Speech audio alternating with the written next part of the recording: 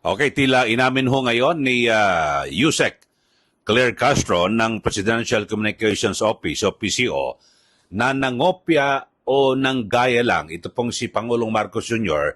hinggil sa kampanya laban po sa illegal na droga. Partikular na tinutukoy ho natin ay itong pag-witness o pagsaksi ni Pangulong Marcos Jr. dito po sa incineration ng mga illegal na droga o yung pagsunog o pagsira ng illegal na droga na nakumpiskahon ng mga otoridad.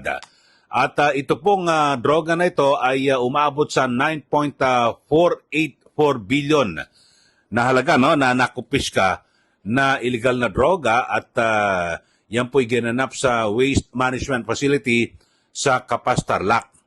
O yun ho. So sinira ho yan, kilo-kilo, napakarami ho ng mga shabu. At yan po ay naging ugat ho ngayon ng bangayan sa pagitan po ng Malacanang ni Yusek Claire Castro at ni VP Sara Duterte. So dito ho ay naglabas ho ng mga ebidensya.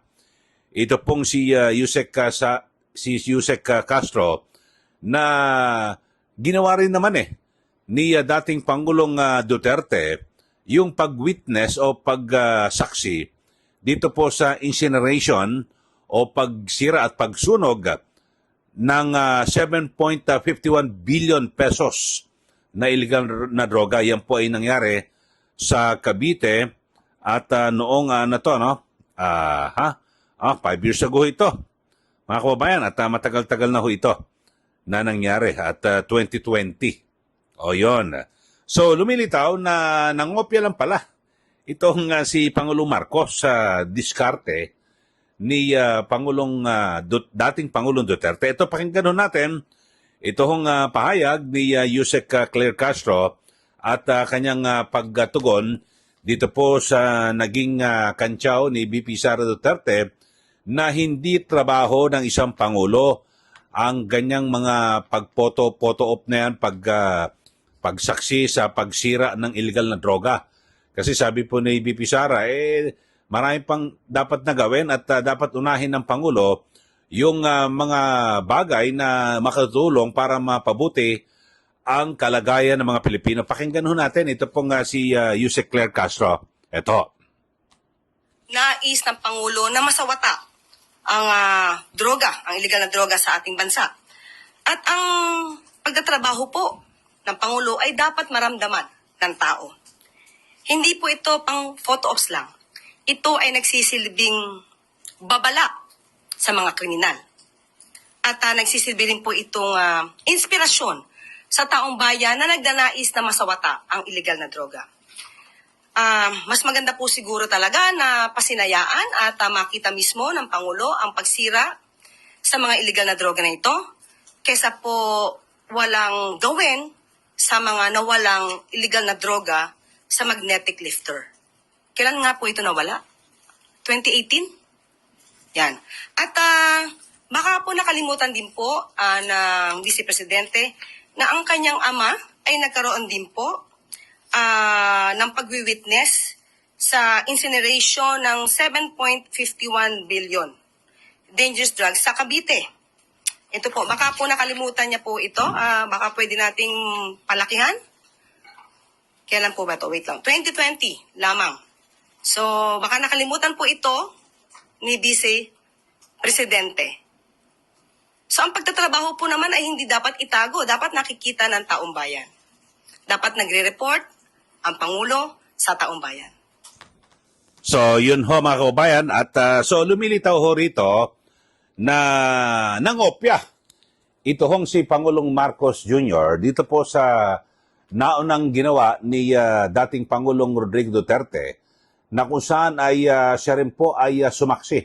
Ito, 2020 ho ito, na kung saan sinaksihan ni nanooy Pangulong Rodrigo Duterte at kasama yung mga law enforcers para sa pagsira ng tinatayang 7.51 billion pesos na halaga ng illegal na droga diyan po sa Integrated Waste Management sa Barangay Aguade, 13 Martires City, sa Cavite. O yun ho mga kababayan. At noong 2020 ho yan.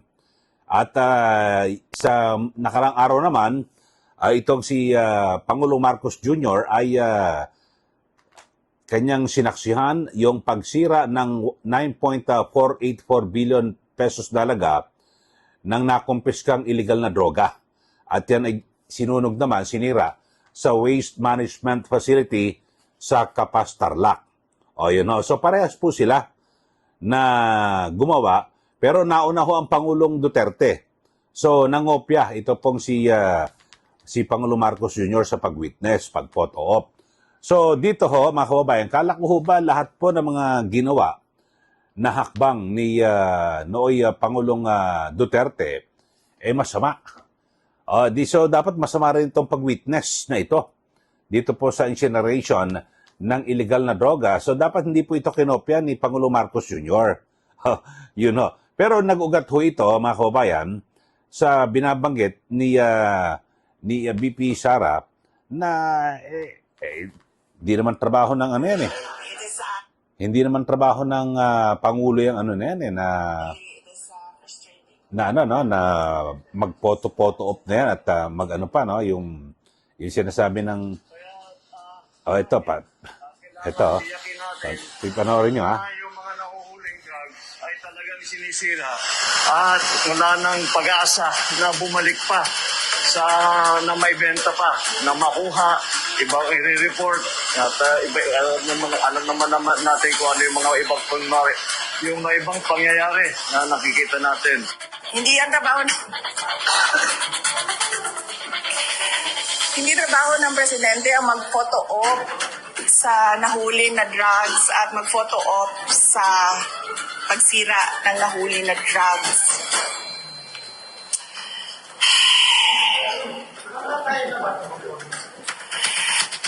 Frustration lang. Frustrated sa ginagawa ng administration. So, yun ho mismo, no? At dyan ho nag-ugat yung pagbabanggit ho ngayon ni Yusek Castro dito po sa issue ng photo op, mga kababayan. So, yun ho, nauna ho si dating Pangulong Duterte na sumaksi sa incineration o pagsira ng illegal na droga. So, kinopya ho ni Pangulong Marcos Jr. So, lumilitaw, parang ang mensahe ho ni Yusek Castro kay BP Sara, wag mo kaming sitahin dahil sa ginawa rin yan ng iyong tatay.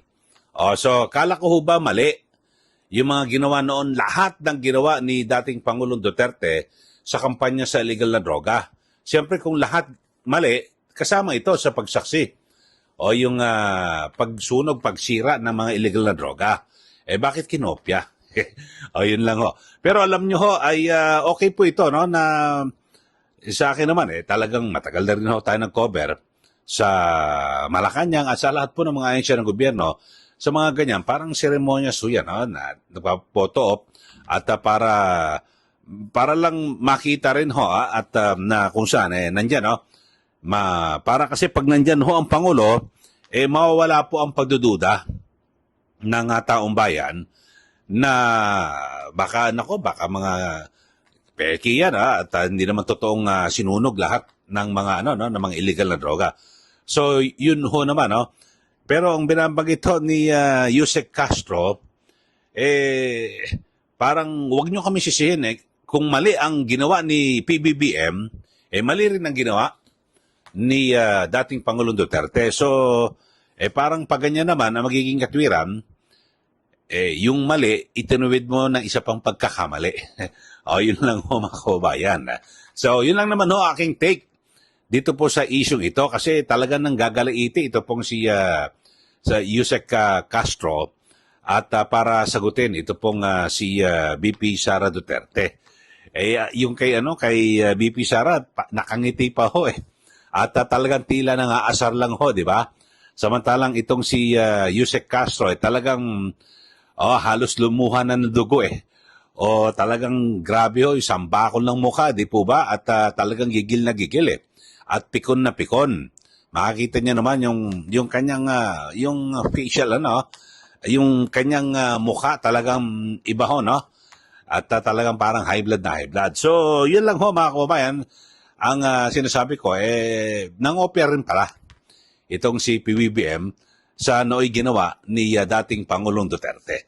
So yun lang sa ating mga bago lang sa ating channel, naku, huwag niyo pong kalimutan na mag-subscribe at syempre i-share at i-like.